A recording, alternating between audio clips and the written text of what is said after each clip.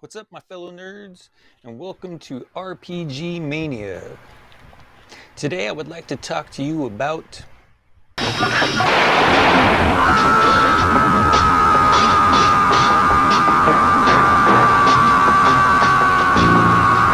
death in your tabletop role-playing games.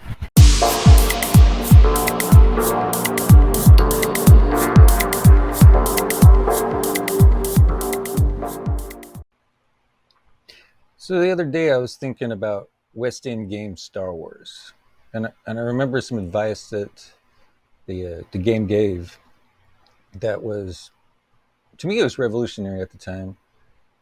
I was used to just playing D&D and some superhero games and Marvel and DC and Teenage Mutant Ninja Turtles. But then Star Wars, they said, in West End games, said, when your character dies, basically they're saying you should give them a chance to have the last word. I thought, wow, that's a really cool concept. And that kind of happened in Star Wars movies, and maybe not the Phantom Menace. So it got me to thinking about some of the best and worst ways to die in a tabletop role-playing game. One of the, I can't say if it's the best or worst. That's up to perspective for all these, so keep that in mind. But one of the ways is being blown to smithereens or disintegrated. Well, that West End game advice for Star Wars, that might not hold anything there. Once you fail your save roll, well, you're dead. You're not going to have much to say. You don't exist anymore. You're vaporized. You're blown to smithereens. When I first started playing Dungeons and Dragons when I was a kid in elementary, about 5th grade, of course my character died the first adventure out. And how did my character die? Well, the character died from a giant rat. That's got to be one of the worst ways to go. It's just pathetic to die from a giant rat. I know, fleas on rats and the Black Death and all, but the giant rat just ate my character. Not a good way to go. When I think of my advanced Dungeons and Dragon days back in the 80s, I think about poison. Poison's not a good way to go. There's nothing honorable about it. There's a reason why some people say they have to be of evil alignment to do such a thing. I think it really added to paranoia at the table in my games. Every time an NPC offers somebody a drink, a lot of players say no thank you. Guess they're not really thinking about how Buddha was. Anyway, that's not realistic either, right? You should be eating and drinking and role-playing, interacting with the other characters. So that became a little bit of a deterrent. If you had any experiences with AD&D, you might have become a little paranoid before taking food or drink from an NPC. Hopefully not so much even at the tavern. That would just be a little ridiculous. But it is ridiculous. You need to be able to share food and drink. I'm going to digress for a moment here, but this also makes me think about, in the world of darkness, there was being bloodbound, right? And vampires would come over to each other's places, and sometimes they would share drink, and sometimes, and that would be blood, because to drink anything else would be ridiculous and disgusting to vampires. So what happens with the blood, if you're drinking the vampire's blood, if you drink it 3 different times, you become bloodbound to that vampire. That's 3 separate days. And then you're loyal to him. You cannot kill them. You won't want to kill them, at least. You will try not to. You may want to kill them. I should retract what I said. You will want to kill, maybe. But something will be holding you back from killing them. So, yeah, that becomes difficult with socializing and eating over at people's places in games. First scene in the game. I remember making the greatest, biggest badass in Werewolf the Apocalypse. Rage 10. It was a beginning character, but I found out the ways and got him to have a Rage 10.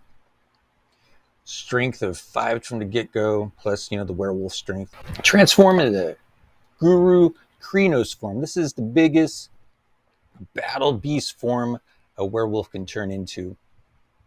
And he's as strong as you possibly could be. And so this tribe that I was with, we were in the woods, and we had people just sparring with each other. And so I went to spar with this guy, and he turned into his Krynos form, and I turned into mine, and he won initiative, and he killed me. Yeah, I had to burn through all my rage trying to dodge, and it didn't matter. I think by the fourth or fifth round, I was totally dead. All that aggravated damage. First scene in the game.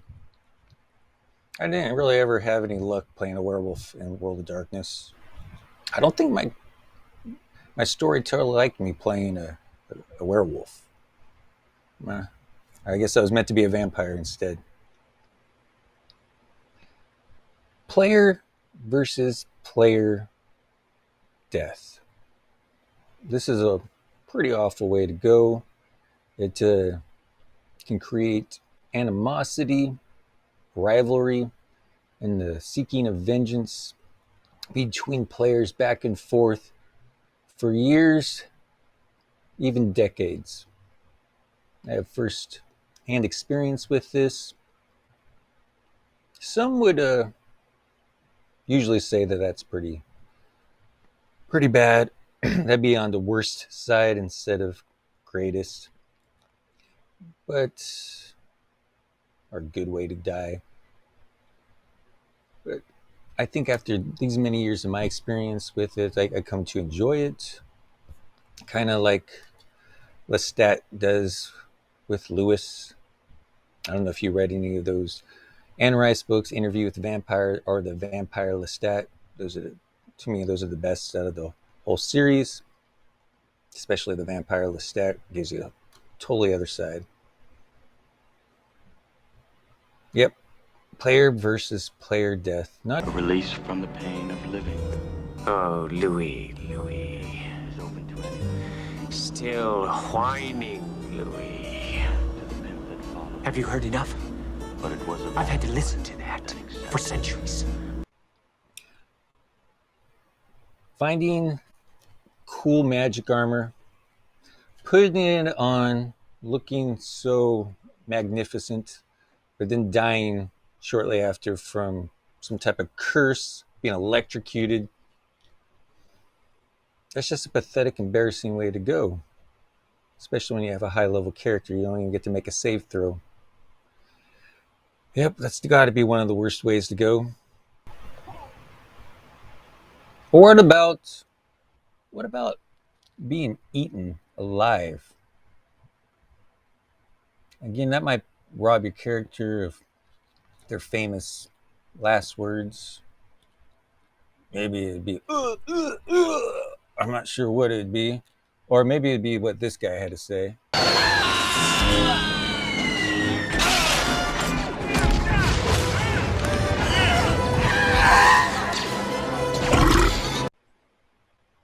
Or what about tortured to death? This can really take away player agency and leave players very frustrated. But if the player and game master storyteller agree that it might be best for the story and come up with some type of collaborated effort, that could be cool. But in general, being tortured to death, there's just nothing you can do, right? You're just kind of sitting there across the table from the GM as they're describing all the horrible things that are being done to you. This is for posterity, so be honest. How do you feel? And lastly, maybe the worst or possibly the best way to die in a tabletop role-playing game. This will come as no surprise to people that have played Traveler. especially classic Traveler, and that is death during character creation. Yep. In Traveler, especially classic Traveler, the first edition that came out in the 70s, you can die while making your character. Fill that survival role and it's over. I've had a couple players that tried the Iron Man route to the option rule for Mongoose's game.